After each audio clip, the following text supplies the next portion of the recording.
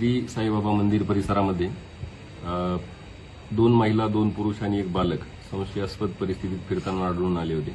तसेच एका भाविकाकडून तक्रारही आली होती की आमची जी पर्स आहे तिला ब्लेडनं कट केलेला आहे, चोरी करण्याचा प्रयत्न झालेला आहे। त्या अनुषंगानं पोलीस पथक तसेच संस्थांमधील सुद्धा सुरक्षा कर्मचारी यांनी चेक केलं असता त्या ठिकाणी 2 महिला 2 पुरुष आणि 1 बालक हे सीसीटीव्हीमध्ये संशयास्पद परिस्थितीत फिरताना आढळून आले। त्यामध्ये त्यांना ताब्यात घेतले असता 1 पुरुष पळून गेला, 1 पुरुष 2 महिला आणि 1 बालक यांना ताब्यात घेण्यात आले।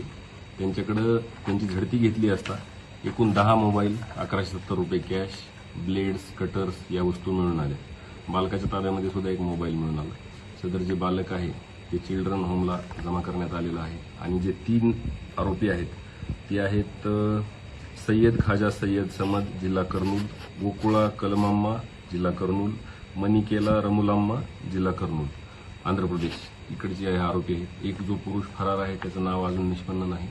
सदर जे आरोपी आहेत त्यांना अटक करण्यात आलेला आहे।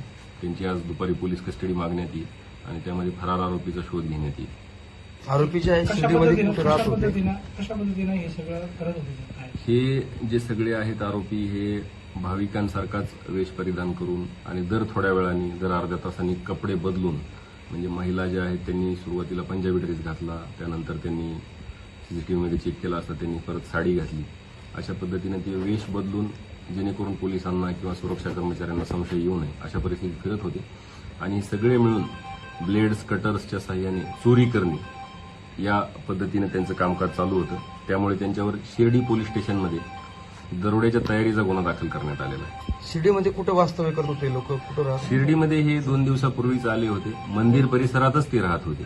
त्याच ठिकाणी अवेलेबल असलेले जे स्नानासाठीचे वगैरे जे आहेत पॉईंट, तिथे ते आंघोळ वगैरे करून त्याच ठिकाणी राहत होते ते। आणि ते येतानाही म्हणजे कर्नूलवरून येताना सुद्धा त्यांनी कबुली केलेली आहे की ते जे मोबाईल्स वगैरे आहेत त्यांनी त्यातले काही मोबाईल्स रेल्वेमध्ये सुद्धा चोरी केलेले आहेत।